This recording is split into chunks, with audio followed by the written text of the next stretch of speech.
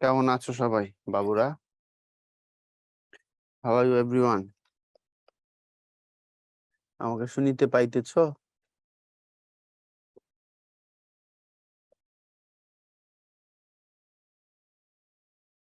কি অবস্থা বলো, জানাই দাও ইনবক্সে।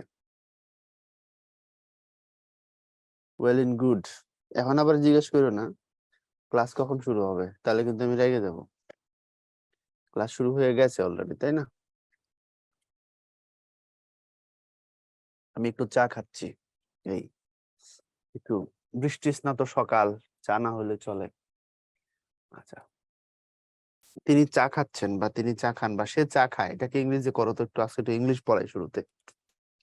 সে চা খায়, ইংলিশে কি হবে?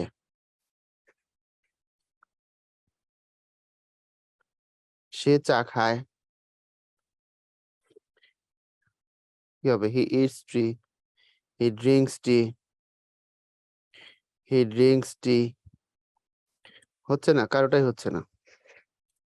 হ্যাঁ, Huzaifa, you correct.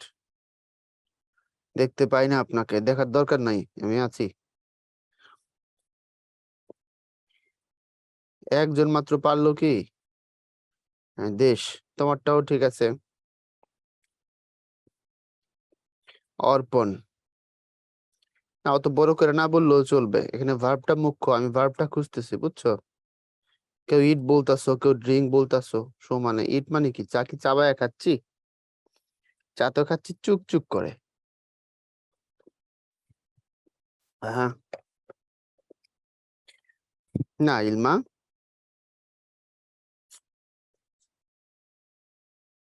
Is having tea. ওরে বাবা, না গো। আচ্ছা, এটা হবে হ্যাঁ নাবিল, ঠিক আছে। হি টেক্স টি হবে, টেক্স হবে, বুঝছো? হ্যাঁ, ইট বললে হবে না, ড্রিঙ্ক বললে হবে না, সিপ বললে হবে না, বলতে হবে হি টেক্স টি। টেক্স মানে কি? নিচ্ছে, অর্থাৎ যদি এমন হয় কোনো খাবার আমরা একটু একটু করে খাই, চুক চুক করে খাই, অল্প অল্প করে খাই, তখন তাকে টেক বলা হয়। তৃষা বলছে আব্বু কেমন আছো? ভালো। তোর আম্মু কেমন আছে ক।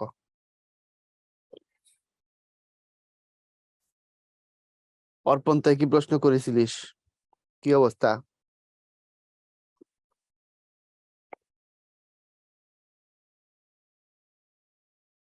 কি অবস্থা সবার?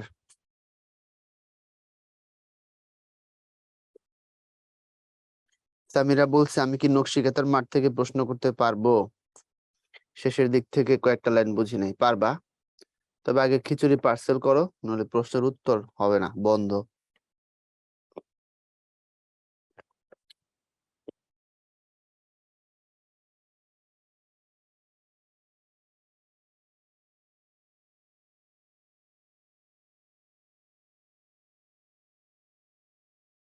ওকে, চলো আমরা শুরু করি না? আমি ভালো আছি আলহামদুলিল্লাহ, আল্লাহ ভালো রাখছেন। তাহলে আমরা পয়েন্টে চলে যাই। আজকের বাংলা ক্লাস।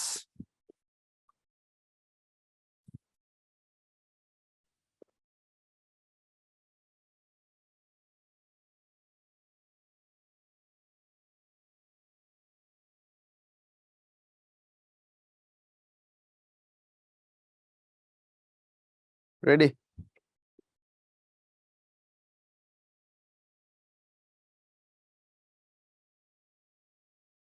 দেখা যাচ্ছে নুরানি চেহারা?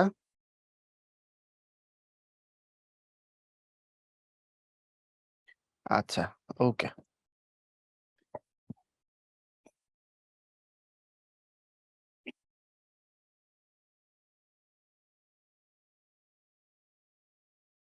ওকে, চলো।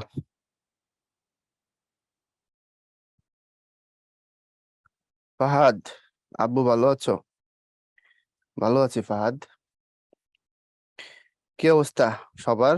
আমরা শুরু করতে যাচ্ছি। তোমাদের আজকের লেকচারে হবে গদ্য উপেক্ষিত শক্তির উদ্বোধন, আর কবিতা হচ্ছে সেই দিন এই মাঠ। কবিতাটা খুব সহজ, গদ্যটা একটু কঠিন, ঠিক আছে? আর গ্রামারে যেগুলো আছে এগুলো একেবারে পানি ভাত। এগুলা মূলত 10 মিনিটের পড়া।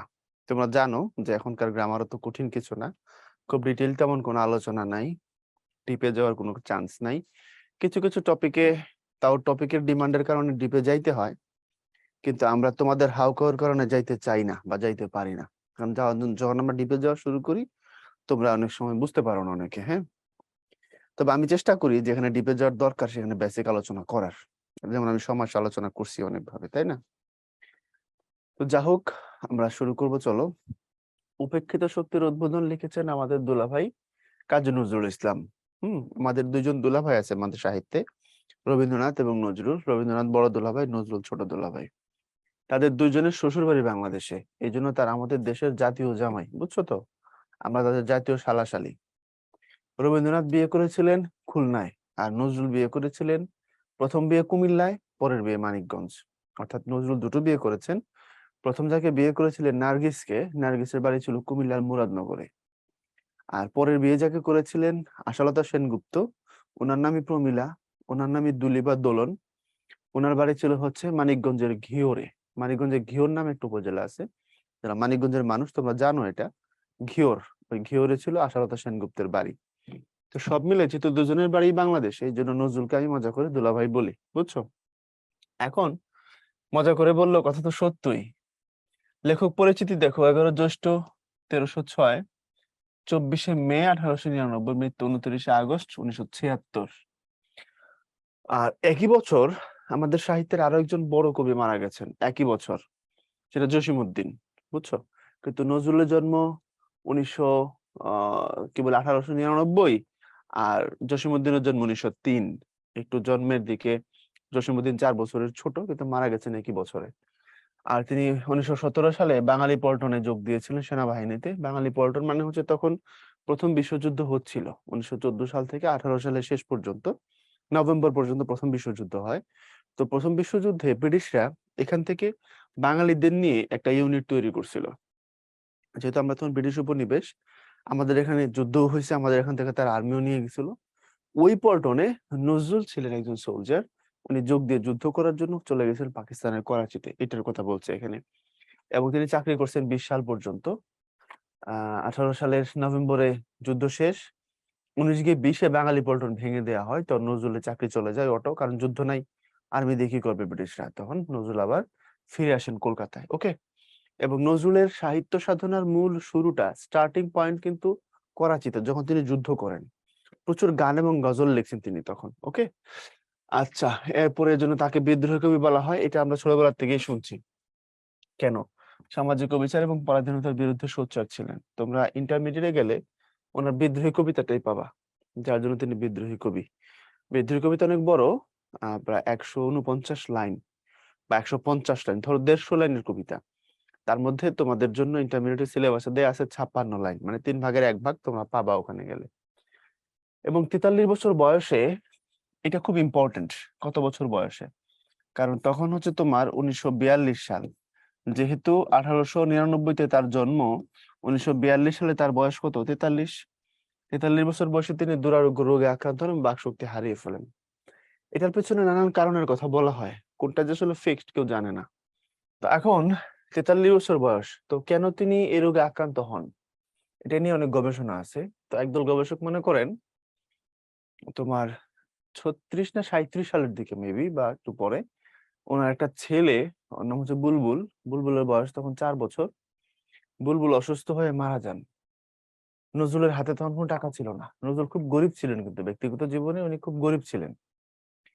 তো যখন বুলবুল মারা গেল, একটু মনোযোগ দিয়ে শোনো, খারাপ লাগবে। বুলবুল যেদিন মারা যান, নজরুলের ঘরে সেদিন একটা টাকাও ছিল না, নট এ সিঙ্গেল পেনি। তো ছেলেকে দাফন করার জন্য তখন 160 টাকার দরকার। তখনকার সময়ে 160 টাকা তার দরকার ছিল, কাপড় কিনা, বডি নিয়ে যাওয়া গোরস্থানে, ওখানে জমি বরাদ্দ করা। 160 টাকার তখন দরকার, নজরুলের কাছে 1 টাকাও নেই। তো নজরুল তখন তার পরিচিত মানুষদেরকে বিভিন্ন প্রকাশকের কাছে পাঠাইলেন, বই যারা প্রকাশ করে, কারণ কবিদের ইনকাম তো ওখান থেকে আসে। তো প্রকাশকরা কেউ তাকে অগ্রিম টাকা দিতে রাজি হয় নাই। অনেক লাইব্রেরিয়ানের কাছে পাঠাইছেন, তারা কেউ টাকা দেয় নাই। রাত, গভীর রাত তখন। তো নজরুল নিজে বের হয়ে একজন প্রকাশকের কাছে গেলেন, এক লাইব্রেরিয়ানের কাছে গিয়ে তার কাছে টাকা চাইলেন অগ্রিম, যে আমার ছেলে মারা গেছে, ওকে দাফন করার জন্য টাকা লাগবে। তখন সে বলল, হ্যাঁ টাকা তোমাকে দিতে পারি, এখন একটা কবিতা লিখে দাও, কালকে এটা আমি ছাপবো। এই পৃথিবী কতটা কর্পোরেট, একটু ভাবার চেষ্টা করো। আমরা তো মনে করি আহা প্রেম প্রীতির বন্ধন, মিথ্যা কথা এগুলো। পৃথিবীতে একটা জায়গায় বন্ধন আছে, সন্তানের সাথে বাবা মার, কিংবা বাবা মার সাথে সন্তানের। আর অল্প হালকা একটু বন্ধন আছে ভাই বোন, ভাই ভাই, বোন বোনের মধ্যে। এর বাইরে যেগুলো তুমি দেখো, এগুলো আসলে মিথ্যা, মেকি। এগুলো কিছুই না ভাই, এগুলো কিছুই না, বিলিভ ইট অর নট, এগুলো কিছুই না। তো তখন তিনি বললেন যে আমাকে এখন একটা কবিতা লিখে দাও, তাইলে আমি তোমাকে টাকা দিচ্ছি। বুঝছো? তো নজরুল তখন ওই অবস্থায় নজরুল একটা কবিতা লিখে দিলেন, এবং কবিতাটা লিখলেন তার বুলবুলকে নিয়ে, তার ছেলেকে নিয়ে। ঘুমিয়ে গেছে আমার বুলবুলিটা, এই হেডলাইনে তিনি কবিতা লিখলেন। ছেলের লাশ ঘরে, বাবা দাফন করার জন্য টাকা পায় না, টাকার জন্য ছুটছে, আর সেই টাকা দিতে একজন শর্ত দিল, কবিতা লিখে দাও। বুঝো, এগুলো চিন্তা করতে পারো? পৃথিবীটাকে তুমি আসলে যত ভালো মনে করো তত ভালো না। আবার কোনো কোনো সময় পৃথিবী ভালো, তবে পৃথিবীর নগ্ন কিছু দিক আছে, খুব নেস্টি কিছু সাইড আছে, এগুলো তোমাদের জেনে থাকা উচিত, জেনে রাখা উচিত এগুলো ভবিষ্যতের জন্য। তো কেউ কেউ বলেন এই যে একটা শখ খালি নজরুল, তার ব্রেনে যে হিট করলো মারাত্মক ভাবে, এরপর থেকে নজরুল আস্তে আস্তে এই ভারসাম্যটা হারায় ফেলেন।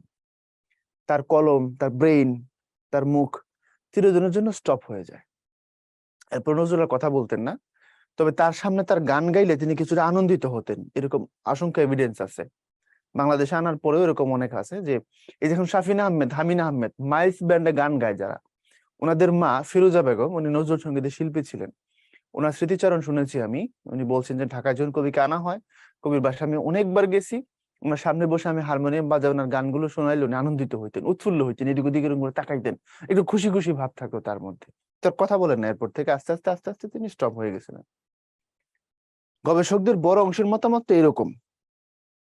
আবার কেউ কেউ মনে করেন যে নজরুল ব্রিটিশদেরকে খুব তটস্থ করে ফেলছিলেন তার লেখার মাধ্যমে। ব্রিটিশরা একে একে তার 5টা বই নিষিদ্ধ করছিল, কারণ বইগুলোর মধ্যে ব্রিটিশ বিরোধী মেসেজ ছিল। হয়তোবা বারবার যিনি জেলে গেছেন আসছেন, হয়তোবা ব্রিটিশরা তাকে এমন কোনো প্রয়োজন দিছে যার জন্য তিনি স্টপ হয়ে গেছেন, কিন্তু এই কথাটা আমি মনে করি সর্বাংশ সত্য না। কারণ কি? কারণ নজরুল সর্বশেষ জেলে গেছেন 24 কি 26 সালের দিকে, আর এই ঘটনা ঘটছে 42 সালে। তো 25-26 সালে পয়জন দিচ্ছে, এটা 42 সালে যে কাজ করছে নাকি? পয়জন তো দিবে যে দ্রুত সময়ের মধ্যে ঘটনা ঘটায় ফেলবে, 1-2-3 বছরের মধ্যে, তাই না? স্লো পয়জনটা তো 2 বছর টাইম। তো এটা আমার পার্সোনালি মনে হয় যেটা ঠিক না। ব্রিটিশরা তাকে মাইরা ফেলার চেষ্টা যে করে না এমন না, যে আমার পথের কাটা তারা আমি সরাইতেই চাইবো, সিম্পল। তো উনি সর্বশেষ যখন জেলে গেছেন আর যখন বাকশক্তি হারাইছেন, দুটার মধ্যে মোটামুটি বলতে পারো 24, 34, অলমোস্ট 16-17 বছরের গ্যাপ। তো আমারও পার্সোনালি মনে হয় ওই যে ছেলে হারানোর শোক, কারণ পৃথিবীতে সব থেকে ভারী জিনিস পিতার কাছে সন্তানের লাশ, এটা আমরা জানি। হতে পারে এই জন্য, বা আল্লাহ ভালো জানেন কেন তিনি হারাই ফেলছিলেন তার কথা বলার শক্তি। নজরুলের সাহিত্য জীবন যদি লম্বা হইতো, নজরুলের সাহিত্য জীবন কত বছরে দেখো তো, 42 সাল, 20 সাল থেকে শুরু করছিলেন, তাহলে 22 বছর, আমি ধরলাম আরো 1 বছর দিয়ে 23 বছরের সাহিত্য জীবন নজরুলের। এটা যদি 50 হইতো, কি হইতো বুঝতে পারো? ম্যাসাকার করে ফেলাইতেন নজরুল। ওয়ারাস রবীন্দ্রনাথের সাহিত্য জীবন ছিল 65 বছরের, ম্যাসিভ। মানুষ, অনেকের আয়ুই হয় না 65 বছর। 15 বছর বয়সে রবীন্দ্রনাথ লেখালেখি শুরু করছেন, আর মরার 2 ঘন্টা আগেও লিখছেন। লিখছেন মানে তখন তিনি আর লিখতেন না, মুখে মুখে বলতেন, অন্যরা লিখে নিত। তাহলে 80 বছর বয়সে রবীন্দ্রনাথ মারা যান, 15 বছর বয়সে লেখা শুরু করেন, মানে 65 বছরের সাহিত্য জীবন। নজরুলের 23 বছরের সাহিত্য জীবন। বুঝছো? তো নজরুলের যদি এই জীবনটা 50 বছরের হইতো, কি করতেন উনি? ম্যাসাকার হয়ে যেত, কিন্তু সেটা হয় নাই। তোমরা কি আমার কথা বুঝতেছো? হ্যাঁ,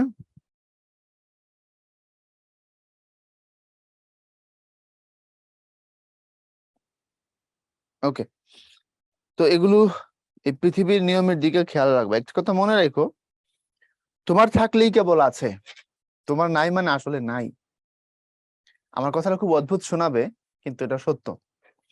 মানে তোমার আছে মানে আসলে আছে, তোমার নাই মানে কারো নাই, মানে তোমার আসলে নাই, মানে আমি তুমি বোঝাতে চাচ্ছি অর্থবিত্ত, ফেম, তোমার যদি বলতে হয় এগুলো তোমাকে অর্জন করতে হবে, বাবারটা দিয়েও হবে না।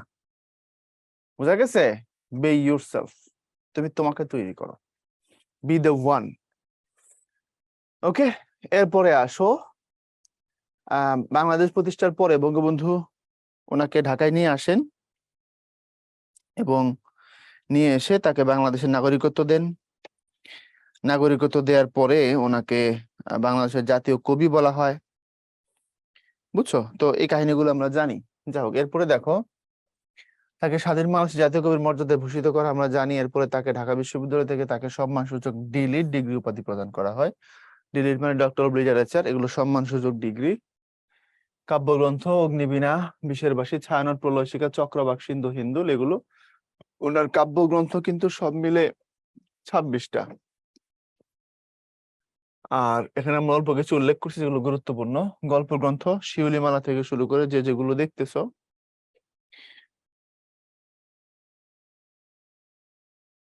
এরপরে উপন্যাস, উনি ওনার জীবনে 3টা উপন্যাস লিখছেন: বাঁধনহারা, মৃত্যু ক্ষুধা, কুহেলিকা। উপন্যাস 3টাই, বাঁধনহারা, মৃত্যু ক্ষুধা, কুহেলিকা। তারপরে তোমার হচ্ছে কাব্যগ্রন্থ লিখেছেন, প্রবন্ধ গ্রন্থ লিখেছেন যুগবাণী, দুর্দিনের যাত্রী, রাজবন্দির জবানবন্দি। ওনার নিষিদ্ধ বইগুলো একটু জেনে রাখো। নিষিদ্ধ গ্রন্থ সমূহ, এখন তো নিষিদ্ধ না, তখন নিষিদ্ধ ছিল। বিপিজে ভিসি, তো বি ফর বিষের বাঁশি, এটা নিষিদ্ধ ছিল। তারপরে পি ফর প্রলয় শিখা, এটা নিষিদ্ধ ছিল। জে ফর যুগবাণী, প্রথম নিষিদ্ধ হওয়া বই 22 সাল কি 23 সালের দিকে। আচ্ছা, তারপরে ভিতে হচ্ছে ভাঙ্গার গান, সিতে হচ্ছে চন্দ্রবিন্দু। এখন তোমাকে আমি একটু অবাক করে দেব। কিভাবে অবাক করে দেব একটু দেখো, অবাকটা করে দিই, তারপরে বুঝবা। এই বইগুলোর মধ্যে বিষের বাঁশি যেটা, এটা তো ভাইয়া কাব্য, কাব্য মানে কবিতার বই আর কি। প্রলয় শিখা যেটা, এটাও কাব্য। যুগবাণী হচ্ছে প্রবন্ধের বই। ভাঙ্গার গান কাব্য। চন্দ্রবিন্দু গানের বই। এখন বুঝো কি এমন গান লিখছে যার জন্য বই নিষিদ্ধ করে দিছে। ওরা 8-10টা গানের বই আছে: চন্দ্রবিন্দু, গুলবাগিচা, চোখের চাতক, বুলবুল, গীতি শতদল, বন গীতিকা, গানের মালা, হ্যাঁ, সুর সাকি, এগুলো তার গানের বইয়ের নাম। এবং নজরুলের গান যে লেভেলে, এই লেভেলে কেউ যেতে পারে না, পারবেও না। রবীন্দ্রনাথের গান হচ্ছে 2232টা, রবীন্দ্রনাথের বইয়ে সব মিলে 2232টা গান পাওয়া গেছে। 22-32, বুঝছো তো, 2232টা গান রবীন্দ্রনাথের। আর নজরুলের এখন পর্যন্ত আবিষ্কার হওয়া গানের সংখ্যা 6000-এর কিছু বেশি। 6000-এর কিছু বেশি। গবেষকরা বলেন অনেকগুলো হয়তো হারাইছে, আমরা খুঁজে পাচ্ছি না। তাহলে নজরুলের গানের লেভেল এমন, এবং নজরুলের গানের লেভেল অনেক হাই হয়, সবাই বুঝতে পারে না। তো এই জন্য এত এত লিখছেন উনি। তার মধ্যে চন্দ্রবিন্দু গানের বইটা নিষিদ্ধ ছিল। একটু চিন্তা করো, অনেকে মনে করেন যে অগ্নিবীণা নিষিদ্ধ ছিল, না, অগ্নিবীণা নিষিদ্ধ ছিল না। তবে অগ্নিবীণা নিষিদ্ধ করার মতো অনেক মেসেজ ছিল, যেহেতু এটা প্রথম কাব্যগ্রন্থ 22 সালে প্রকাশিত, তাই এটা নিষিদ্ধ হয় নাই, এরপর থেকে নিষিদ্ধ হওয়া শুরু হয়েছে। হ্যাঁ, তো এগুলো একটু মনে রাখো, কোনটা কোন ধরনের বই, এটা মনে রাখা খুব জরুরি। এটা পরবর্তীতে অনেক কাজে লাগে। পাঠ পরিচিতি নিয়ে আমরা কথা বলবো না, আমরা ডিরেক্ট ঢুকে পড়বো এই জায়গায়, কারণ পাঠ পরিচিতি ধরে তো আর হবে না, তোমাকে এই জায়গাগুলো একটু আলোচনা করে দিতে হবে, তাহলে তুমি বুঝতে পারবা সহজে। জিনিস কঠিন না, তবে একটু সাধু ভাষা টাইপের লেখা তো, এই জন্য কঠিন মনে হয়, কিন্তু আসলে কঠিন না। উপেক্ষিত শক্তির উদ্বোধন খুব সহজ। রবীন্দ্রনাথকে বাদ দিয়ে নজরুলকে নোবেল প্রাইজ দিলে কি ভালো হতো? এটা খুব অদ্ভুত প্রশ্ন। এই ধরনের প্রশ্ন কখনো করবা না। কেন? কারণ রবীন্দ্রনাথের নোবেলের সাথে নজরুলের নোবেল পাওয়া না পাওয়ার কোনো সম্পর্কই নাই, কোনো রিলেশন নাই। কারণ রবীন্দ্রনাথ নোবেল পাইছেন 1913 সালে, নজরুলের বয়স তখন 14 বছর। রবীন্দ্রনাথ যখন যে বছর নোবেল পান, নজরুলের বয়স ওই বছর 14 বছর। তা এখন বলো কি করে দুজনের মধ্যে ক্ল্যাশ হয়? 1899-তে নজরুলের জন্ম, 1913 সালে ওনার বয়স 14, মানে তখন তিনি হচ্ছে লেডোগানের দলে কাজ করেন, অথবা আসানসোলের রুটির দোকান, অথবা ময়মনসিংহ এর দড়িরামপুরে হাই স্কুলে পড়েন। তো দুজনের কোনো ক্ল্যাশই নাই এখানে, তো এটাকে এইভাবে নিবা না। এবং পরবর্তী সময় রবীন্দ্রনাথ নজরুল যখন কবি হলেন 21-22 সালের পর, নজরুলকে বড় কবি হিসাবে সবার আগে স্বীকৃতি দিয়েছেন রবীন্দ্রনাথ, সবার আগে। কারণ নজরুলের সমসাময়িক অনেক কবি ছিল যারা নজরুলকে পছন্দ করতো না, ব্রিটিশদের দালাল আর কি ওরা। তারা নজরুলকে পছন্দ করতো না, পচাইতো। নজরুলের একটা কবিতা আছে না, বিদ্রোহী বিখ্যাত কবিতা, বলো বীর উন্নত মম শির, শির নেহারি আমারি, নত শির ওই শিখরে হিমাদ্রির। তো এই যে দারুণ কবিতাটা, এটাকে ব্যঙ্গ করে একজন লিখছিল, আমি ব্যাং লম্বা আমার ঠ্যাং, আমি ডাকি ঘ্যাঙ্গর ঘ্যাং আমি ব্যাং। নজরুলকে কটাক্ষ করছে। আমরা নজরুলকে কত ভালোবাসি, তারও শত্রু ছিল। তো এই নজরুলকে সমসাময়িক অনেক কবি যখন খোঁচাচ্ছে, কবি হিসেবে পাত্তা দিচ্ছে না, বলে ওর ছন্দ নাই, তাল নাই, কিছু হয় না, তখন সবার আগে নজরুলকে অনেক বড় কবি হিসাবে স্বীকৃতি দিয়েছিলেন রবীন্দ্রনাথ, কাছে টানছিলেন রবীন্দ্রনাথ। নজরুল যখন জেলে গিয়ে অনশন করলেন যে আমি খাবো না, হাঙ্গার স্ট্রাইক দিলেন, রবীন্দ্রনাথ তাকে টেলিগ্রাম করলেন যে তুমি এটা করো না, তুমি যদি হাঙ্গার স্ট্রাইক দিয়ে মরে যাও তাহলে তো আমাদের সাহিত্যের ক্ষতি হবে, তোমাকে আমাদের খুব দরকার। তো রবীন্দ্রনাথ তখন বিশ্বকবি, নোবেল পাওয়া কবি, কবিদেরও কবি, গুরু। তো গুরু 23 বছরের ছেলেকে টেলিগ্রাম করছে, তুমি স্ট্রাইক ভাঙো, খাওয়া শুরু করো, মরো না। নজরুল এই খুশিতে জেলে বসে লিখলেন একটা বিখ্যাত কবিতা, খুবই বিখ্যাত, আর সৃষ্টি সুখের উল্লাসে মোর মুখ হাসে, মোর বুক হাসে আর সৃষ্টি সুখের উল্লাসে। বুঝছো কথা? এগুলো জেনে শুনে মন্তব্য করবা। তো দুজনকে পাশাপাশি দাঁড় করাই দিও না। দুজনেই বড় কবি, দুজনেই মারাত্মক প্রতিভা, এবং দুজনের মধ্যে খুব দারুণ ভালোবাসার সম্পর্ক ছিল। হ্যাঁ, পরবর্তীতে নজরুলকে নোবেল দেয়া যাইতো কি যাইতো না সেটা আলোচনা হইতে পারে, নজরুলের দারুণ দারুণ লেখা ছিল, সেটা ভিন্ন আলোচনার আঙ্গিক। কিন্তু রবীন্দ্রনাথের এগেইনস্টে নজরুলকে দাঁড় করানোর ট্রাই করবে না, ঠিক আছে? এটা খুব রং অ্যাটেম্পট। আমি কি বুঝাইতে পারছি?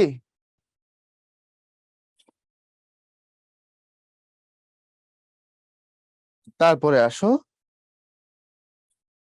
তৃষ্ণা মেটানোর জন্য নজরুলের কোন বই পড়লে ভালো হবে? ভাইরে, নজরুলের বই পড়া বুঝবি না, তোর তৃষ্ণা তো মিটবে পরে। হ্যাঁ, তারপরে যদি পড়তে চাও, মৃত্যু ক্ষুধার সহজ ভার্সন আছে, এটা পড়তে পারো। ব্র্যাকমন এটা বের করছিল, মৃত্যু ক্ষুধার মূল উপন্যাসের একটা সহজ পাঠ, কিছু কিছু কথা সহজ করে দেওয়া, এটা পড়ে দেখতে পারো।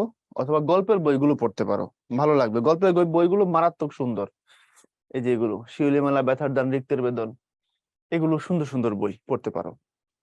হ্যাঁ, অথবা একটা ছোট্ট গল্প পড়তে পারো অন্তত, জিনের বাচ্চা, খুব হাসি হাসি পাবে, ভালো লাগবে। এবার আসো, আমরা উপেক্ষিত শক্তির উদ্বোধন নিয়ে কথা বলি না। উপেক্ষিত মানে কি?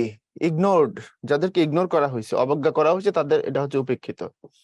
তো কোন শক্তিকে উপেক্ষা করা হয়েছে যার উদ্বোধন করতে চাচ্ছেন নজরুল নিজে? এই শক্তি হচ্ছে গরিব শক্তি। আমার কথা বুঝবা, পার্সোনালি নিও না, বোঝার চেষ্টা করো।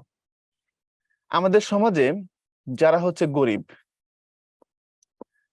সোজা কথা আমি বুঝাইলাম আর কি, সে যে পেশারই হোক না কেন, গরিব শ্রমজীবী মানুষ, ধরো আজকের সোসাইটির অনুযায়ী ডেইলি যার 300-400 টাকা ইনকাম, মাসে 10-12-13 হাজার টাকা ইনকাম, তার বেঁচে থাকা কিন্তু অনেক কঠিন।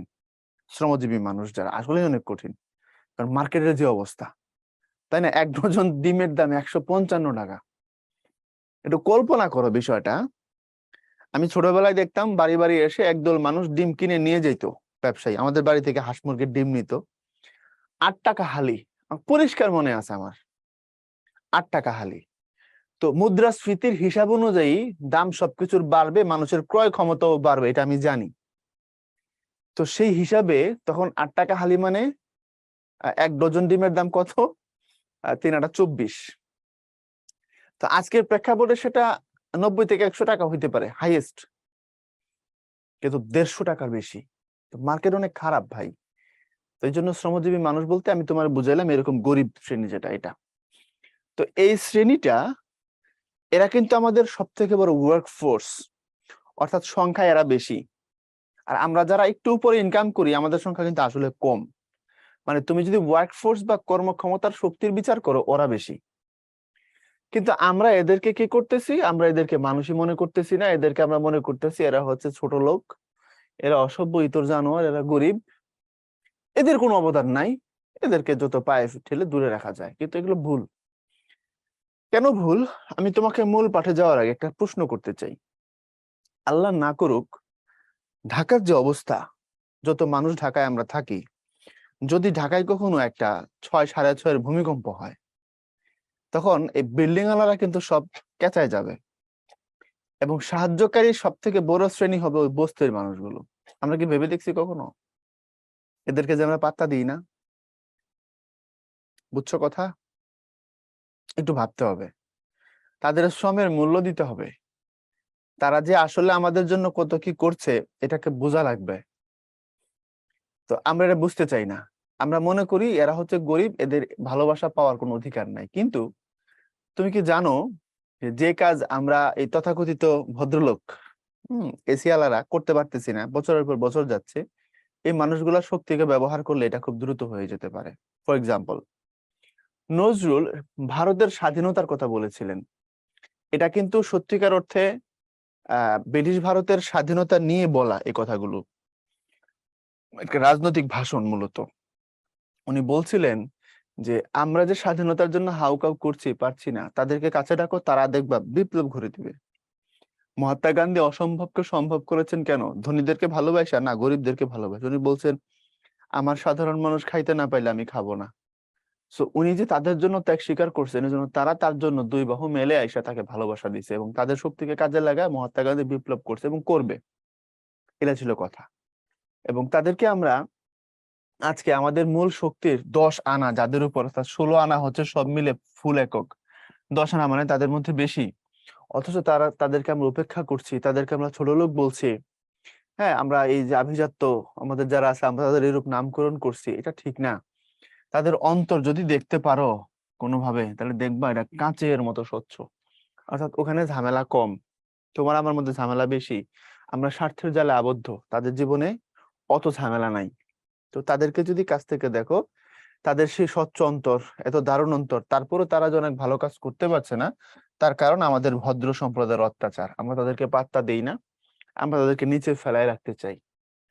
তো তারা জন্ম হইতে ঘৃণা উপেক্ষা পায়, নিজেদেরকে ছোট মনে করে, সংকোচ এবং জড়তা তার স্বভাবের সঙ্গে ওতপ্রোতভাবে জড়ায় যায়। সে আমাদের মতো মানুষ, আল্লাহর সৃষ্টি, এটা সে ভুলে যায় এক সময় এবং সে মনে করে যে তার যে মানসিক অধিকার আছে এটা তার মনে থাকে না। অর্থাৎ ছোটবেলা একটা মানসিক দাসত্বের মতো আর কি। মানে ছোটবেলার থেকেই তারা মেন্টালি এমন পরিবেশ পায় আমাদের কাছে যে তারা মেনেই নেয় যে ওরা হচ্ছে বড়, আমরা হচ্ছে ছোট। কিন্তু আল্লাহ যে সব মানুষকে আশরাফুল মাখলুকাত বলেছেন, এক আল্লাহ যে সবাইকে সমান করে বানাইছেন, এটা আমরাও ভুলে যাই, অত্যাচার করে তাদেরকে ভুলাই ফেলি। তাদের যে মানুষ হওয়ার মতো অধিকার আছে এটা তারা আরেক সময় মনে করতে পারে না আমাদের অত্যাচারের কারণে। এবং কেউ যদি উৎপীড়নের বিরুদ্ধে বিদ্রোহ চারণ করে, অর্থাৎ কেউ যদি তাদের অধিকারের প্রশ্নে সোচ্চার হয়, এই ভদ্রলোকেরা কি করে, তার মাথায় বাড়ি দিয়ে তারা অজ্ঞান করে দেয়। অজ্ঞান করে দিয়ে কথার অর্থ হচ্ছে এই, ওই গরিব মানুষ, এটার কথা বলছে আর কি। সুতরাং এই হতভাগা দিগকে, আমাদের সত্যিকার মানুষ দিগকে আমরা এরকম অবহেলা করে চলে আছি বলেই আজ আমাদের এত অধপতন। অর্থাৎ এই বড় শক্তিকে আমরা নেগলেক্ট করছি, তার জন্য আমাদের অবস্থা এত খারাপ হয়েছে। তা আমাদের দেশে জনশক্তি বা গণতন্ত্র গঠিত হইতে পারিতেছে না। হইবে কি রূপে? দেশের অধিবাসী লইয়াই তো দেশ এবং ব্যক্তির সমষ্টি তো জাতি। আর সে দেশকে, সে জাতিকে যদি দেশের জাতির সকলে বুঝিতে না পারে, তবে তাহার উন্নতির আশা করা আর আকাশে অট্টালিকা নির্মাণের চেষ্টা করা একই কথা। অর্থাৎ আমাদের দেশে জনগণকে একত্র করে সুপার পাওয়ার ক্রিয়েট করতে পারছি না। তার কারণ অবহেলা করে আমরা শ্রেণীভেদ করছি, জাতিভেদ করছি, দলাদল বানাইছি, হ্যাঁ, ছোট বড় বানাইছি, এবং এই বৈষম্যের কারণে আমরা মুক্তি পাচ্ছি না, স্বাধীনতা আনতে পারতেছি না। তো তাদেরকে আমরা একত্র না করে যদি স্বাধীনতার স্বপ্ন দেখি, তাহলে আকাশে বিল্ডিং বানানোর মতো হবে। বুঝেছ? ক্লিয়ার? উৎপীড়ন মানে কি? উৎপীড়ন মানে অত্যাচার করা।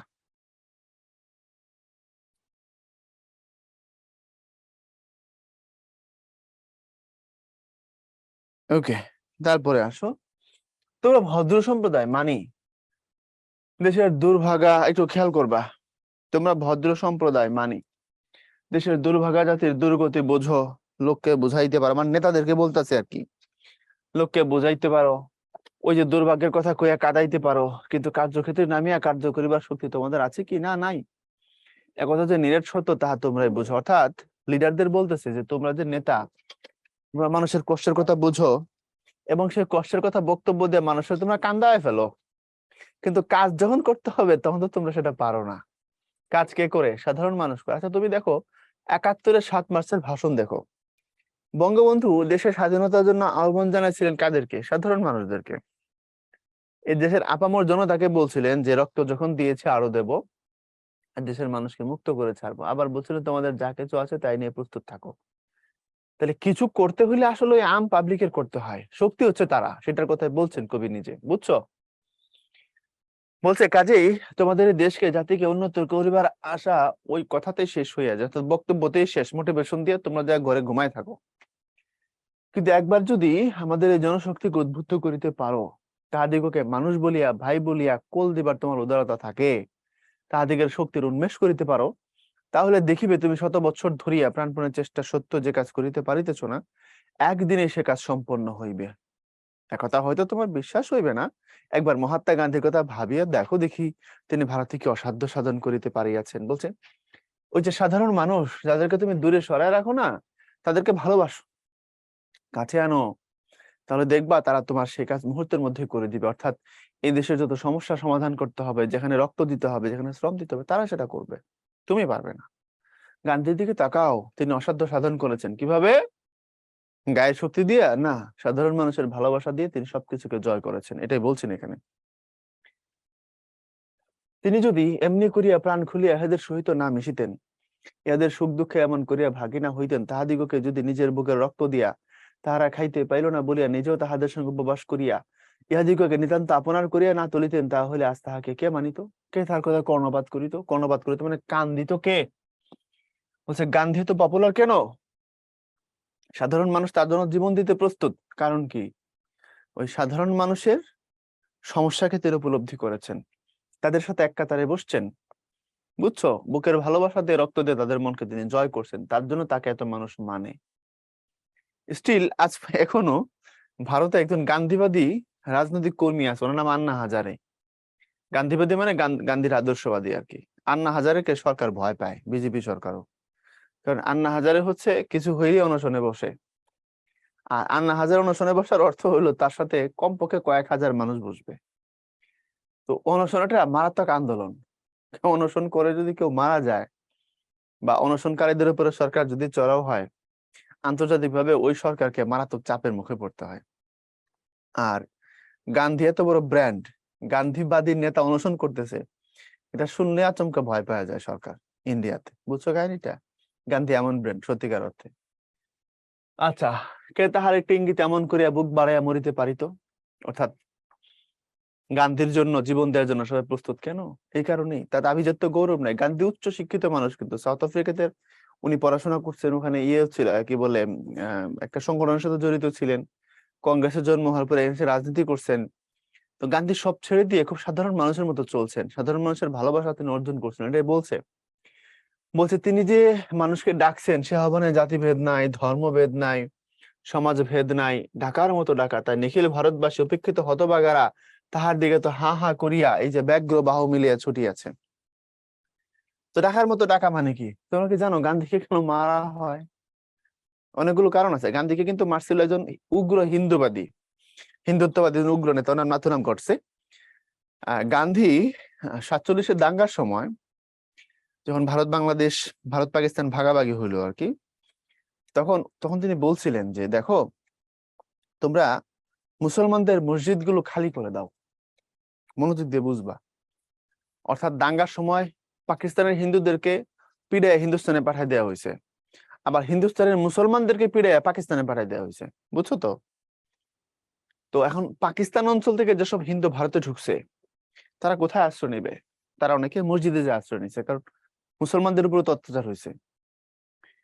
তো তখন গান্ধী বক্তব্যে বলছেন যে তোমরা যে মুসলমানদের মসজিদ দখল করে আছো, এটা খালি করো, এটা মুসলমানদের ধর্মীয় উপাসনালয়, এই বৈষম্য করা যাবে না। তখন একটা উগ্র হিন্দুবাদী, উগ্র তো বুঝো ধর্মান্ধ এক লোক, ওনার নাথুরাম গডসে, এই নাথুরাম গডসে পরে গান্ধীকে সুযোগ মতো পায় বুকে এরকম পিস্তল ঠেকায় গুলি করছিল, এরকম ঠেকায় দিয়ে জনসভায়, দূর থেকে না কিন্তু, গান্ধীর সাথে উনি গেছিলেন হচ্ছে হাক করার জন্য, তাকে যে পিস্তল ঠেকায় গুলি করে গান্ধীকে মেরে ফেলে। মাথায় রেখো কিন্তু। তো গান্ধীকে মাইরা ফেলার পিছনে কিন্তু ধর্মান্ধ গোষ্ঠীর তোমার চিন্তার প্রভাব আছে। গান্ধী এটাই তার দোষ ছিল যে উনি হিন্দু, মুসলমান, বৌদ্ধ, খ্রিস্টান ভাগাভাগি বুঝতেন না। উনি বলতেন সবাই সমান, সব ভারতের মানুষ। আচ্ছা, তারপরে বলছে হাই তাহাদের যে আর কেহ কখনো এমন করিয়া এত বুক ভরা স্নেহ দিয়ে আহ্বান করে নাই। অর্থাৎ এই মানুষগুলোকে তো এইভাবে কেউ ভালোবাসে নাই। এই মহা আহ্বানে কি তাহারা সাড়া না দিয়ে পারে? অর্থাৎ গান্ধী তাদের কেমন ভাবে ভালোবাসে তারা রেসপন্স না করে পারে কি? এমনি করে ডাকো, এমনি করে উপেক্ষিত শক্তির বোধন করো। বোধন করো মানে তাদের শক্তিকে বোধ করো, ফিল করো। বোধন করা মানে ফিল করা, বুঝতে পারা। দেখিবে ইহারাই দেশের যুগান্তর আনিবে, মানে যুগের পরিবর্তন ঘটাই দিবে তারা, অসাধ্য সাধন করবে। সো এদিকে উপেক্ষা করার, মানুষ হয়ে মানুষকে ঘৃণা করবার কি অধিকার আছে তোমার? এ হয়তো আত্মার ধর্ম নয়। মানে আমিও মানুষ, সেও মানুষ, তাকে আমি ঘৃণা করবো কেন? এটা কি আত্মার ধর্ম? আত্মা তো সমান, আল্লাহ তো সবাইকে ইকুয়াল করে বানাইছেন, এটা বলছে। তাহার আত্মা তোমার আত্মার মতোই ভাস্বর। ভাস্বর মানে উজ্জ্বল, একই রকমের, আর একই মহা আত্মার অংশ। অর্থাৎ সমস্ত আত্মা তো একই জায়গা থেকে না, ষষ্ঠ তো বানাইছেন সবাইকে। তোমার জন্মগত অধিকারটাই কি এত বড়? অর্থাৎ সে জন্মাইছে বস্তিতে, তুমি জন্মাইছো গুলশানে। খালি জন্মের সময় ওখানে আর এখানে, তার জন্য কি তোমার পার্থক্য করতে পারো তুমি? আল্লাহ তো বানাইছেন সবাইকে, তাই না? তুমি যদি এই চন্ডাল বংশের জন্মগ্রহণ করিতে, চন্ডাল মানে হচ্ছে চামার, চর্মকার, জুতা সেলাই করে যারা আর কি। তুমি যদি এই চন্ডাল বংশের জন্মগ্রহণ করিতে, তাহলে তোমার মতো ভদ্রলোকদের দেওয়া এসব হতাদর, উপেক্ষার আঘাত, বেদনা, নির্মমতা একবার কল্পনা করে দেখো দেখি, ভাবি তোমার আত্মাকে শিহরিয়ে উঠিবে না? বলছে আজকে তুমি যদি না ওই চামারের বংশের জন্মগ্রহণ করতে, তাহলে তুমি যে sorry, উপেক্ষা, অবহেলা তাদেরকে করছো, এটা তোমার প্রতি হইতো। একবার ভাবো কেমন লাগে তোমার। আমাদের এই পতিত, পতিত মানে আমরা দূরে সরাই দিছি এমন আর কি, চন্ডাল ছোটলোক ভাইদের বুকে করিয়া তাহাদিগকে আপন করিয়া লইতে, তাহাদের মতো দিন বসন পরিয়া, দিন বসন মানে খুব সামান্য কাপড় চোপড়, গরিব কাপড়, তাহাদের প্রাণে তোমরা প্রাণ সংযোগ করিয়া উচ্চশিরে তার সম্মুখে আসিয়া দাঁড়াও, দেখিবে বিশ্ব তোমাকে নমস্কার করিবে। বলছে এই মানুষগুলোকে ভালোবাসো, দেখবা সারা পৃথিবী তোমাকে সম্মান করবে। এসো আমাদের উপেক্ষিত ভাইদের হাত ধরে আজ বোধনবাসীতে সুর দিই, অর্থাৎ চিন্তার বাসী, উপলব্ধির জগৎকে জাগিয়ে তুলি। কিসের দুঃখ, কিসের দৈন্য, কিসের লজ্জা, কিসের ক্লেশ? বলছে তাদেরকে ভালোবাসি, কোনো দুঃখ নাই, কোনো দারিদ্র নাই, কোনো লজ্জা নাই, কোনো কষ্ট নাই। বুঝছো কথাটা? আর এখানে বলছেন শুরুর দিকে, হেমুর দুর্ভাগা দেশ যাদের করেছ অপমান, অপমানে হতে হবে তাহাদের সবার সমান। রবীন্দ্রনাথের কবিতা দিয়ে শুরু করছেন। অর্থাৎ তুমি যাদেরকে অপমান করছো, তুমি যাদেরকে পেছনে ফেলে রাখছো, তুমি যাদেরকে উপেক্ষা করছো, এক সময় তুমি তাদের সমান হবা। কারণ এক দলকে বাদ দিয়ে আরেক দল ডেভেলপ করতে পারে না, কারণ তারা তো পেছন থেকে তোমাকে টানবে। এজন্য সবাইকে নিয়ে কি করতে হয়? ডেভেলপমেন্ট নিশ্চিত করতে হয়। বুঝেছো কি? এখান থেকে মসিময়, চন্ডাল, বোধনবাসী, দৈন্য এবং অতিরিক্ত শব্দার্থ, উপেক্ষা, সম্প্রদায়, জড়তা, উৎপীড়ন, মহাত্মা গান্ধী, এরপরে কর্ণপাত, বক্ষে ধরিয়া ব্যগ্র ভাস্কর, তারপরে তোমার হচ্ছে হতাদর, পতিত, দিন বসন, উচ্চশির, ক্লেশ। এরপরে এখানে কিছু কোশ্চেন, বলো তো সমস্ত শব্দের অর্থ দিছি দরকারি গুলো।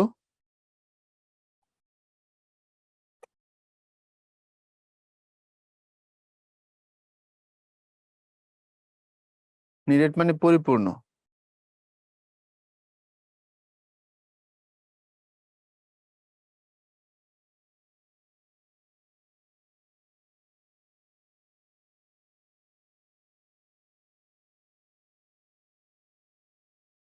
কংগ্রেস একটা রাজনৈতিক দলের নাম।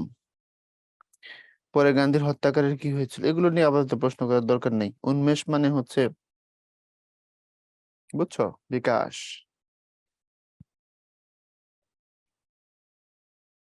ব্রেক যখন দিব দিব, এগুলো নিয়ে হাউকাউ করার কোনো মানে হয় না। তোরা এত অভদ্র কেন? ছোট লোকের অন্তর কেমন স্বচ্ছ। কার হাত ধরে বোধনবাসীদের সুর দেওয়ার কথা বলছেন? ছোট লোক, গরিব, দশানা শক্তির অধিকারী কারা, যাদেরকে আমরা ছোট লোক মনে করি? বোধনবাসী কি বলেছি? নজরুলকে কোথায় সমাহিত করা হয়? ঢাকা বিশ্ববিদ্যালয়ের কেন্দ্রীয় মসজিদের পাশে। তোমরা শাহবাগ থেকে টিএসসির দিকে গেলে, শাহবাগ থেকে টিএসসির দিকে হাঁটা দিলে একটু গেলেই ডান পাশে পড়বে কাজী নজরুল ইসলাম সমাধিসৌধ কমপ্লেক্স, ওখানে তাকে দাফন করা হয়েছে। যেখানে দাফন করা হয়েছে তার ঠিক পাশে, দক্ষিণ পাশে ঢাকা বিশ্ববিদ্যালয়ের কেন্দ্রীয় মসজিদ। নজরুল তার এক গানের মধ্যে বলছিলেন যে, মসজিদের পাশে আমায় কবর দিও ভাই, যেন সকাল সন্ধ্যা ঘুরে থেকেও মুয়াজ্জিনের আজান শুনতে পাই। অর্থাৎ আমাকে মসজিদের পাশে দাফন দিও, যাতে আমি কবরে থেকেও মুয়াজ্জিনের আজান শুনি। তো পরে এটাকে ধরে আর কি, এটা ওসিয়ত ধরে নজরুলকে ঢাকা বিশ্ববিদ্যালয় কেন্দ্রীয় মসজিদের পাশে দাফন করা হয়েছে, বুঝছো? উপেক্ষিত শক্তির উদ্বোধন প্রবন্ধটি কোন পটভূমিতে লেখা? ওই যে ব্রিটিশ ভারতের স্বাধীনতা। ব্যক্তির সমষ্টি কি? সমাজ। সমাজ থেকে দেশ। কোন শব্দ ব্যবহার কাজী নজরুল ইসলামের কবিতাকে বিশিষ্টতা দান করেছে? আরবি ফার্সি শব্দের ব্যবহার। হ্যাঁ। দুর্দিনের যাত্রী কি ধরনের রচনা? প্রবন্ধ।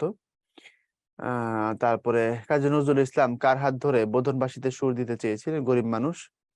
মহাজাগরণের দিনে কোন শক্তিকে ভুললে চলবে না? সাধারণ মানুষের শক্তি। দুর্দিনের যাত্রী কি প্রবন্ধ নাকি তোমার গল্প? আমি একটু দেখে নিই, দাঁড়াও। হ্যাঁ, দুর্দিনের যাত্রী প্রবন্ধ। হ্যাঁ, ঠিকই তো বলছি, ভুল বলি নেই।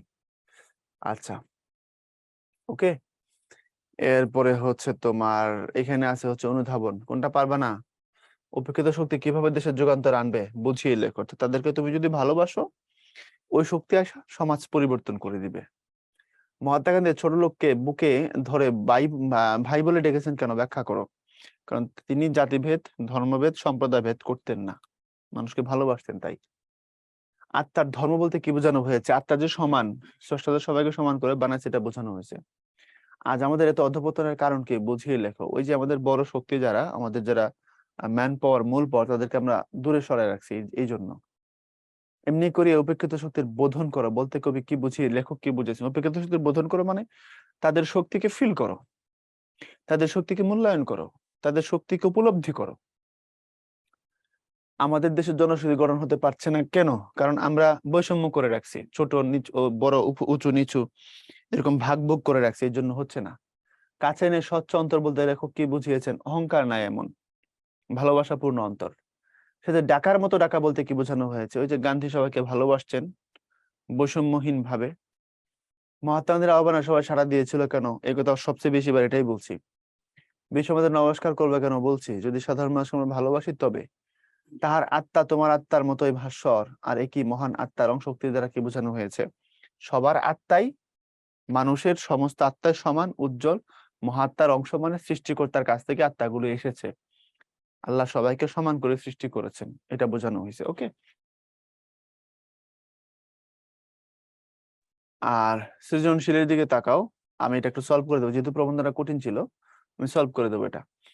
দেখিনু সেদিনই রেলে কুলি বলে এক বাবু সাব। কুলি বলে এক বাবু আছে এই জায়গায়, বাবু। কুলি বলে এক বাবু সাপ, তারা ঠেলে দিলে নিচে ফেলে, চোখ ফেটে এলো জল। এমনি করে কি জগৎ জুড়িয়া মার খাবে দুর্বল? আচ্ছা, বর্বর বলি যাহাদের গালি পারিল, ক্ষুদ্র মনা কূপমণ্ডক অসংযমের আখ্যা দিয়েছে যারা, তারই তোরে ভাই গান রচে যায় বন্দনা করি তারে। দুটোই কাজী নজরুলের লেখা কবিতা। উপরেরটা হচ্ছে কুলি মজুর কবিতা। এটা কুলি মজুর সাম্যবাদী বইয়ে আছে, তোমরা ক্লাস 7-এ হয়তো এটা পড়ছো। আর এটা হচ্ছে জীবন বন্দনা কবিতা, জীবন বন্দনা। আচ্ছা, তো বলছে রেলে দেখলাম কুলি বলে এক বাবু, তারে ধাক্কা দিয়ে নিচে ফেলে দিচ্ছে, তখন চোখ ফেটে জল আসছে, মনে মনে ভাবছি দুর্বলরা কি এভাবেই জগৎ জুড়ে মার খাবে? এটা উদ্দীপকের 1 নম্বর অংশ। 2-এ বলছে বর্বর বলে যাহাদের গাড়ি পারিল ক্ষুদ্র মনা, অর্থাৎ ছোট লোক, মনের দিক থেকে যারা ছোট, তারা ওই গরিবদেরকে বর্বর বলে গালি দিয়েছে। কূপমণ্ডুক অসংযমের আখ্যা দিয়েছে যারা, অর্থাৎ ওই মানুষগুলোকে কুয়ার ব্যাং বলছে, সামান্য বলছে। সেই মানুষগুলোকে আমি ভালোবাসি, তারই তোরে ভাই গান রচে যায়। রচে যায় মানে রচনা করি, বন্দনা করি তারে, তাদের আমি প্রশংসা করি। উদ্দীপক 1-এ উপেক্ষিত শক্তির উদ্বোধন প্রবন্ধের কোন দিকটির প্রতিফলন ঘটেছে? বলো। গরিবের উপর অত্যাচার। ওই যে কুলি গরিব বলে তারা ধাক্কা দিয়ে বাবু সাপ নিচে ফেলাই দিছে, তাহলে উদ্দীপক 1-এ আসছে গরিবের উপর অত্যাচারের দিক। আচ্ছা, আর উদ্দীপক 2 উপেক্ষিত শক্তির উদ্বোধন প্রবন্ধের লেখকের প্রত্যাশার প্রতিফলন ঘটেছে। হ্যাঁ, লেখক প্রত্যাশা করেছেন এটাই, যাদেরকে তুমি গরিব বলো, ছোট লোক বলো, সামান্য বলো, তাদেরকে তো আমি ভালোবাসি, তাদেরকে বুকে রাখি, তাই না? এখানেও সেই কথাটাই বলা হয়েছে যে যাদের তুমি বর্বর বলছো, কূপমণ্ডুক বলছো, আমি তার জন্যই গান রচনা করি, তারে আমি ভালোবাসি, তার আমি বন্দনা করি। সো দুই জায়গার মূল ভাব হচ্ছে একই রকম, প্যারালাল। এটা থাকলো, তোমরা নিজেরা করবা। আর কাজী নজরুল ইসলামের উপন্যাস কোনটি, আর এরপরে তোমার সেই দিন এই মাঠ কবিতা, আমি তোমাদের পোল লঞ্চ করে দিচ্ছি, একটু অপেক্ষা করো। আমি ভাইকে ডাকে দিচ্ছি, উনি এসে পোলটা লঞ্চ করবে। একটু পোলটার পরে আমরা ওইটা পড়ার পরে হচ্ছে তোমার ইয়েতে যাব।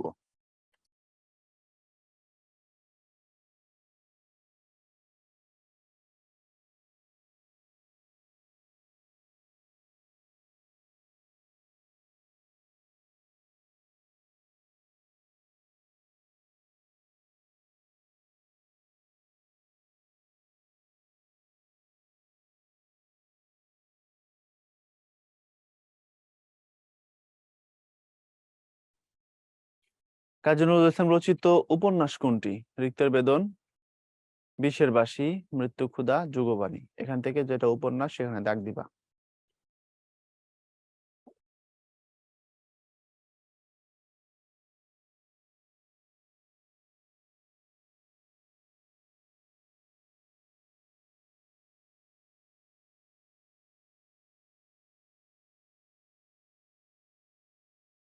ক্লোজ। তাহলে আমরা পোল ক্লোজ করে দিচ্ছি। এখানে যেগুলো আছে তার মধ্যে উপন্যাস হচ্ছে মৃত্যু ক্ষুধা। আমরা লিডার বোর্ড তোমাদের দেখাই দিব। ওকে, কাজী নজরুল রচিত উপন্যাস হচ্ছে মৃত্যু ক্ষুধা। রিক্তের বেদন গল্প, বিষের বাসি কাব্য, যুগবাণী প্রবন্ধ, আর মৃত্যু ক্ষুধা এটা হচ্ছে উপন্যাস। বুঝছো? সেই দিন এই মাঠ। আচ্ছা, উপন্যাস হচ্ছে মৃত্যু ক্ষুধা। এরপরে জীবনানন্দের পরিচিতি পরে আমরা ব্রেকে যাব, তার আগে না, শুধু হাউ কাউ করে কোনো লাভ নেই। জীবনানন্দ 1899 সালে বরিশাল শহরে জন্মগ্রহণ করেন, মানে নজরুলের যে বছর জন্ম জীবনানন্দের সেই বছর জন্ম। আর জীবনানন্দের পৈতৃক নিবাস হচ্ছে ঝালকাঠিতে। হ্যাঁ, তখন ঝালকাঠি নামে জেলা ছিল না, সবটাই বরিশাল ছিল। তো বরিশালে ওনার জন্ম। আর 1954 সালের 14 অক্টোবর কলকাতায় ট্রাম দুর্ঘটনায় আহত হন এবং 22 অক্টোবর মারা যান আর কি, 7 দিন 8 দিন পরে। ট্রাম তো চিনো নাকি? ওই যে কিছুটা ট্রেনের মতো গাড়ি, বাসের পাশাপাশি চলে। ট্রামের ধাক্কা খাইছিলেন উনি এবং পরে তিনি মারা গেছেন 8 দিন পরে। আহত অবস্থায় 8 দিন ছিলেন, তারপর মারা গেছেন। উল্লেখযোগ্য গ্রন্থ: ঝরা পালক, ধূসর পাণ্ডুলিপি, বনলতা সেন, মহাপৃথিবী, সাতটি তারার তিমির, কবিতার কথা, রূপসী বাংলা, বেলা অবেলা, কালবেলা, মাল্যবান সুতীর্থ। আচ্ছা, এর মধ্যে এই যে কবিতার কথা যেটা, এটা একটা প্রবন্ধের বই। আর এখান থেকে মাল্যবান আর সুতীর্থ এই দুইটা হচ্ছে উপন্যাস। আর বাকি যা দেখছো সবগুলো হচ্ছে কাব্য। কাব্য মানে বুঝবা কবিতার বই।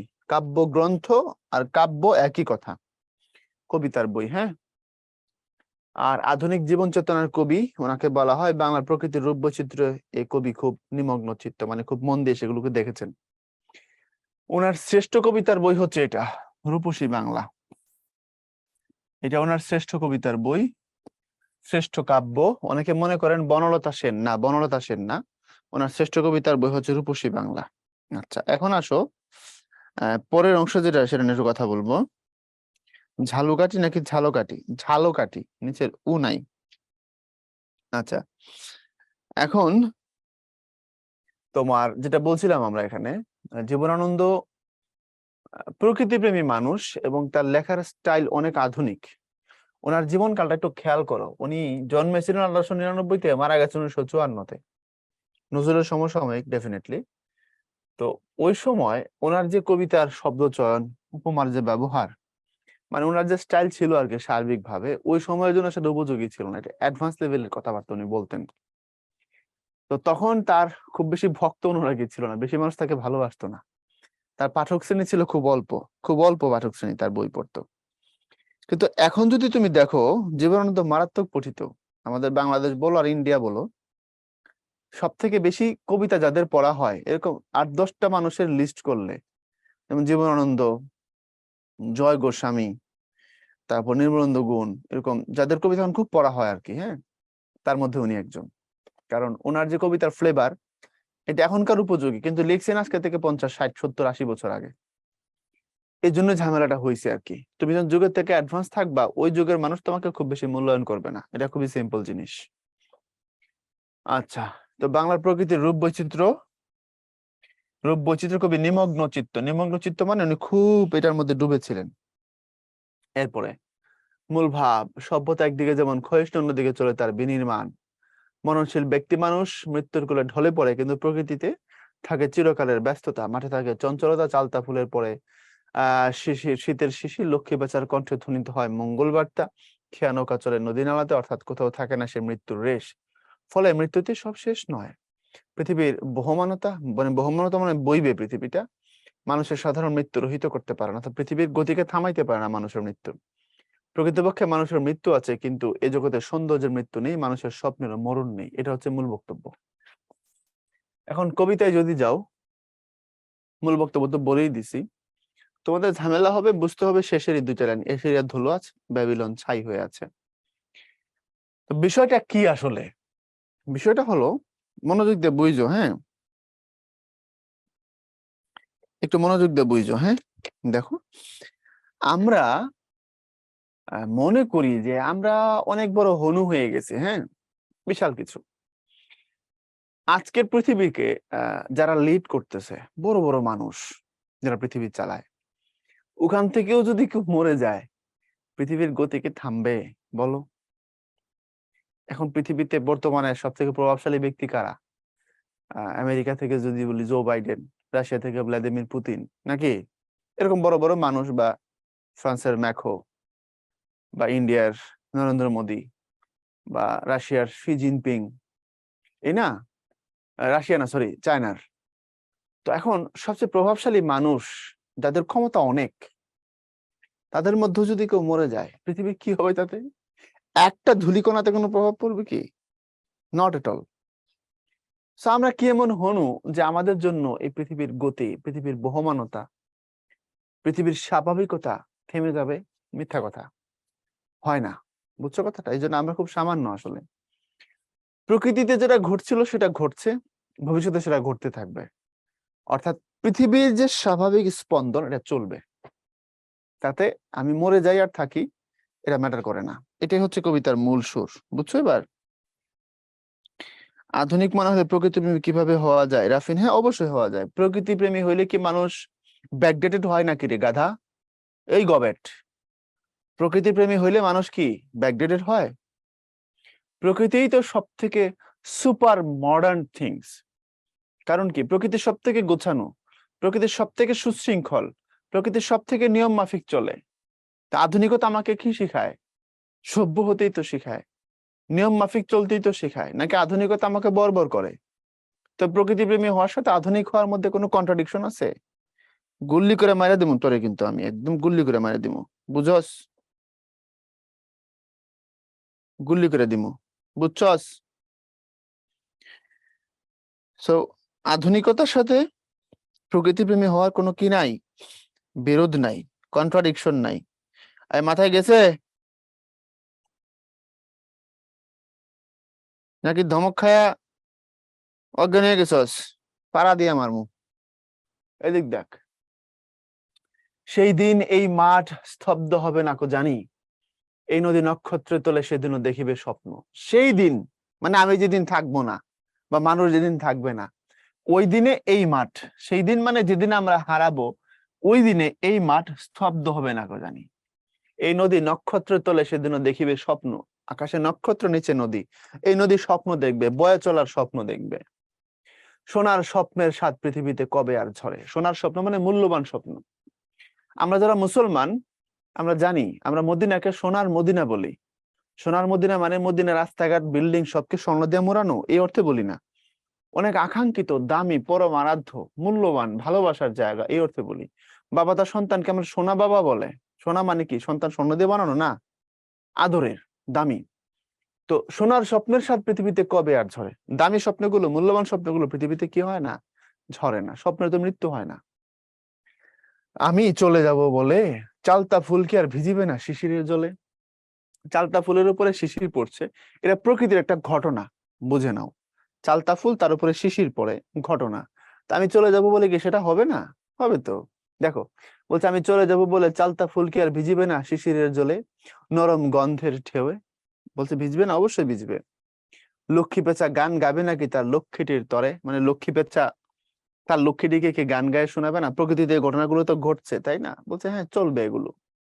সোনার স্বপ্নের স্বাদ পৃথিবীতে কবে আর ঝরে? দামি স্বপ্নগুলো, মূল্যবান স্বপ্নগুলো পৃথিবীতে ঝরে না, নিঃশেষ হয় না। এরপরে কবি এখানে একটা ছবি আঁকছেন, ছবি, প্রকৃতির ঘটনার ছবি। কল্পনা করো চারিদিকে শান্ত বাতি, একটা নদীর ঘাটকে কল্পনা করো, চারিদিকে শান্ত বাতি, ভিজে গন্ধ, মৃদু কলরব, নদীর ঘাটে দাঁড়াইলে যেমন ফ্লেভার পাওয়া যায়। খেয়া নৌকাগুলো এসে লেগেছে চোরের খুব কাছে। পৃথিবীর এই সব গল্প বেঁচে রইবে চিরকাল, অর্থাৎ প্রকৃতিতে ঘটে যাওয়া এই গল্পগুলো চিরকাল বেঁচে রইবে। আমি মরি আর থাকি, এগুলো ঘটছিল, ঘটছে, ঘটবে। এশিরিয়ার ধুলো আজ ব্যাবিলন ছাই হয়ে আছে। মানুষের তৈরি জিনিস ধ্বংস হয়ে যাবে, প্রকৃতি তার মতো করে থাকবে। এই এশিরিয়া হচ্ছে একটা সভ্যতার নাম, এটা ইরাক অঞ্চলে ছিল। এটাকে সব জায়গায় তুমি এশিরিয়া পাবা, লেখা আছে অ্যাসেরিও, এখনকার বই অ্যাসেরিও লেখা হয়। ব্যাবিলন এটা একটা সভ্যতার নাম, এটাও ইরাকের সভ্যতা। প্রশ্ন সভ্যতা কি? সভ্যতা মানে হচ্ছে সভ্য মানুষের নিদর্শন যেগুলো, সেগুলো।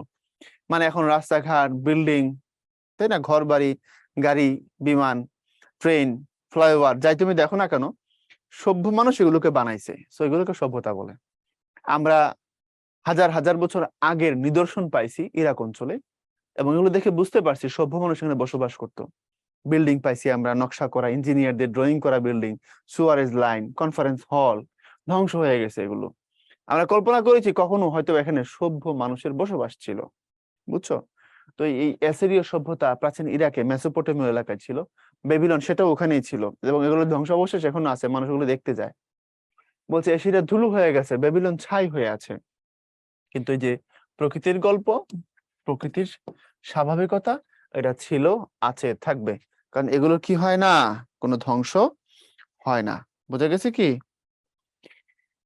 আচ্ছা, তারপরে হচ্ছে শব্দার্থটিকে আমরা এখানে দেখো ব্যাখ্যা দিচ্ছি। সেই দিন এই মাঠ, সোনার স্বপ্নের স্বাদ কবে আর ঝরে, দেখো দিয়ে দিছি। আমি চলে যাবো বলে লক্ষ্যের ভিতরে গান গাইবি কিনা, প্রতিটা লাইন ধরে ধরে ব্যাখ্যা করছে। আর কি জীবন দিমু, মরতে কস? এশিরিয়ার ধুলো আজ ব্যাবিলন ছাই হয়ে আছে, তার ব্যাখ্যা দিয়ে দিছি। ব্যাবিলন সভ্যতা কোন দেশে ছিল, আমরা একটা পোল নিব, পোলের পরে আমরা ব্রেকে যাব।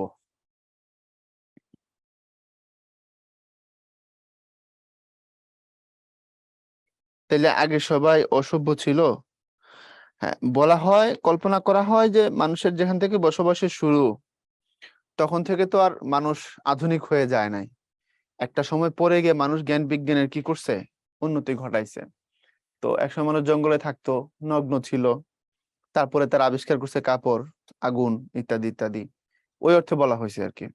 তবে এই যে সভ্যতাগুলো, সেই মানুষগুলো একসময় ডেভেলপ করতে করতে করতে করতে একসময় আধুনিক নগর তৈরি করে ফেলছিল, এখন যেরকম শহর বন্দর হয়েছে, তাই না? এরা আবার কোনো না কোনো কারণে ধ্বংস হয়ে গেছে, সেগুলোকে আমরা আবার পরের প্রজন্ম হাজার বছর পরে খুঁজে পাইছি, সেই অর্থে বলছি। ব্যাবিলন সভ্যতা কোন দেশের ছিল, এটা যদি 100% না হয়, যারাই উত্তর পারবে না সব মাতাল, তাহলে মাথা ঠিক নেই একটারও। ক্লোজ। এটা প্রাচীন ইরাকে ছিল। বারবার বলছি না, ব্যাবিলন এবং অ্যাসিরীয় সভ্যতা দুটোই ছিল কোথায়? ইরাকে। ব্যাবিলনের শূন্য উদ্যানের কথা শুনেছো না? একটা বড় বিল্ডিং, সে বিল্ডিং এর উপরে ছাদে হাইড্রোফনিক্স, এখন যাকে বলা হচ্ছে যে পানির মাধ্যমে গাছে নিউট্রিয়েন্টস প্রোভাইড করে, গাছে ফুল ফল ধরানো। মানে গাছে তোমার মানে শিকড় তো মাটির মধ্যে থাকে না, মাটি ফাটি কিছু থাকবে না, শুধু পানি থাকবে। পানির মধ্যে ওই লেভেলের নিউট্রিয়েন্টস দিতে হবে, গাছের পুষ্টিগুলো দিবা, সেই গাছ ফুল ধরাবে, সেই গাছে ফল আসে। গাছের খাবারটা সে পানি থেকে নিবে, মাটি থেকে না, মাটি লাগবে না তার। এটাকে বলা হয় এগ্রির ভাষায় হাইড্রোফনিক্স। তোদের ম্যাডাম এগ্রিতে পড়াশোনা করা, তো আমি একদিন বেবিলনের শূন্য উদ্যান নিয়ে, আমি বললাম যে শূন্য উদ্যান মানে কি, ওখানে কেমনে বাগান হইলো, শূন্য বাগান করে কেমনে মাটি ছাড়া? সে আমারে বুঝাইলো যে দিস ইজ হাইড্রোফনিক্স। এখন পৃথিবীতে লাস্ট 8-10 বছর ধরে গবেষণা হচ্ছে এটা নিয়ে, এবং অনেক জায়গায় এটা কাজ চলছে, যে মাটি নাই, গাছ আছে, তুমি দেখবা গাছের শিকড় আছে ছোট ছোট, তার নিচে পানি দেওয়া, আর পানির মধ্যে নিউট্রিয়েন্টস গুলো দিলে গাছকে সেভাবে রেডি করা হয়, গাছ পানির থেকে তার পুষ্টিগুলো নেয়, নিয়ে গাছ বড় হয় এবং সে ফুল দেয়, ফল দেয়। This is hydroponics. বেবিলনে নেবুচাদনেজার নামে এক রাজা ছিল। সে তার বউকে খুশি করার জন্য ওই বিল্ডিং এর উপরে হাইড্রোফনিক্স এর মাধ্যমে বাগান করে দিছিল। বলছিল যে উপরে মাটি নিব না আমি, এই সিস্টেমে। This is innovation. বউকে খুশি করার জন্য এই কাজ করেছিল নেবুচাদনেজার নামের এক রাজা, এক কিং। তো হাইড্রোফনিক্স এর ব্যবহার হচ্ছে বেবিলনে, যেটা নিয়ে আজকে আমরা গবেষণা করছি। আমার বউ না থাকলে তো আমি বুঝতামই না এটা জিনিসটা কি। বুঝছস কাহিনীটা? তো বোঝ, এবার চিন্তা কর তারা কত আধুনিক ছিল। এই বেবিলন এখন হাওয়া হয়ে গেছে, এরা খবর নাই। বুঝছো? ওকে। চালতা ফুল কিরকম দেখতে? তোর মাথায় এটা বাড়ি দিমু, দিলে যে গিলুটা বেরিয়ে যাবো না, ওই গিলুর মতো দেখতে চালতা ফুল।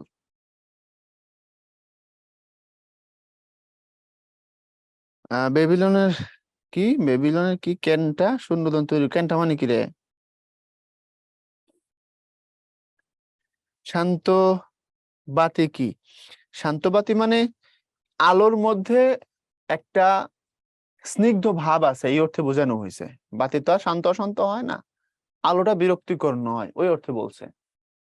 এখানে কোশ্চেন দেখো, খুব সিম্পল কোশ্চেন, না পারার মতো কিচ্ছু নেই, কবিতাই তো সহজ, তাই না? ওকে। আর না পারলে তো আমি আছি, মেয়ে হু না। এই যে কফি হাউজের গান দিয়ে উদ্দীপক দিছে, সিম্পল। এটা কোনো সমস্যা হওয়ার কথা নয়, ঠিক না? বাঁশবাগানের, এটা হলো যতীন্দ্র মোহন বাগচির কাজলা দিদি কবিতা না? বাঁশবাগানের মাথার উপর চাঁদ উঠেছে, ওই এমন সময় মাগো আমার কাজলা দিদি কই, লেবুর তলে পুকুর পারে ঝিঝি ডাকে ঝোপে যারে, ফুলের গন্ধে ঘুম আসে না তাই তো জেগে রই। একদিন মাটির ভিতরে হবে ঘর রে মন আমার, কেন বান্ধ দালান ঘর রে মন আমার। গান নিচেরটা না, উপরেরটাও গান গাওয়া হয়, এটাও দৃশ্যপট একই সাথে। সেই দিন এই মাঠ কবিতার সাদৃশ্যপূর্ণ দিক ব্যাখ্যা করা। আমরা থাকবো না, এটাই কথা।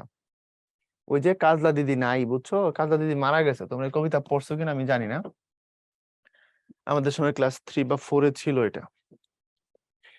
তো কাজলা দিদি মারা গেছে, আর লেবুর তলে পুকুর পারে ঝিঝিটাকে ঝোপে যারে, ফুলের গন্ধে ঘুম আসে না তাই তো জেগে রই। তাহলে এখানে দিদি নাই, বাঁশবাগানের মাথার উপর চাঁদ উঠছে, আর এখানে প্রকৃতির ঘটনা, ওইখানেও ঘটনা এখানেও ঘটনা, দিদি কিন্তু নাই। তাহলে আমার অবর্তমান প্রকৃতি তার গতিতে চলবে। Yes or no?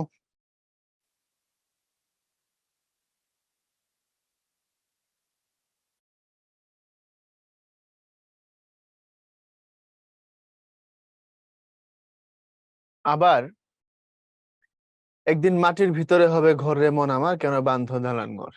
একদিন তো মারা যাব, কবরে চলে যাব, দালান ঘর বেঁধে কি হবে? দৃশ্যপট 2-এ সেদিন এই মাঠ কবিতার মূল ভাব প্রকাশ পেয়েছে কি? তোমার মতের সপক্ষে যুক্তি দাও। না, মূল ভাব প্রকাশ পায়নি। মূল ভাবে আমি চলে যাব আর প্রকৃতি তার গতিতে থাকবে, এইটা আছে। এখানে কেবল চলে যাওয়ার কথা আছে, প্রকৃতি তার গতিতে থাকবে এটা বলা নাই। সো এটা আংশিক ভাব প্রকাশ পাইছে।